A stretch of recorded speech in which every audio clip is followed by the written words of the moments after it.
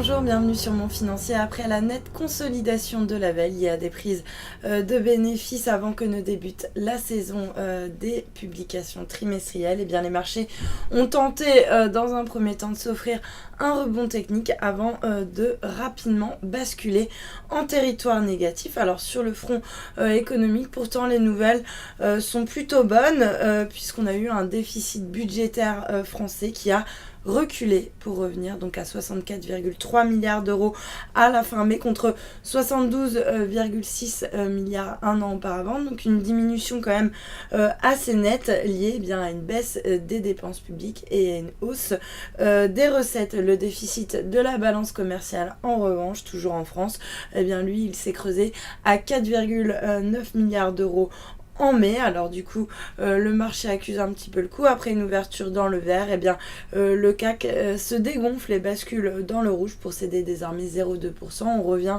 bien autour du seuil des 4400 points. On a même été faire un test autour des 4395. Ailleurs même tendance, Francfort est stable autour des 9900 points. L'Eurostoxx grappille 0,09% alors que Londres lâche 0,06%. Du côté des valeurs maintenant, le secteur aéronautique est bien orienté. Airbus groupe relevé de neutre à achat par UBS signe la meilleure performance alors que la possibilité que l'avionneur lance une nouvelle version de son A330 augmente chaque jour. Airbus qui compte d'ailleurs vendre un petit peu plus de 1000 appareils de ce type. Et puis dans son sillage, on a également Zodiac qui se distingue à la hausse. Alcatel-Lucent a annoncé qu'il avait été sélectionné comme fournisseur de référence de métro Sales par l'opérateur britannique Vodafone. Le titre se distingue également dans le vert. Et puis à noter également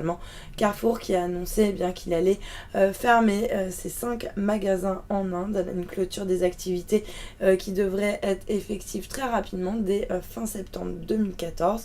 Le marché, lui, apprécie la nouvelle. Et puis, à l'inverse, le secteur bancaire, lui, est mal orienté avec, par exemple, BNP en lanterne rouge ou encore Crédit Agricole qui se distingue à la baisse. Sur le SBF 120, Arkema déclassé de surpondéré à sous-pondéré par JP Morgan dégringole. Et puis Air France KLM également, lanterne rouge du SBF 120 qui a revu à la baisse son objectif d'EBITDA 2014 alors que le groupe entrevoit des surcapacités dans son réseau. Et puis sur le marché d'échange, eh bien l'euro lui s'inscrit en légère baisse par rapport au dollar. On est toujours en deçà du seuil des 1,36, même chose par rapport au yen autour des 138,4 yens.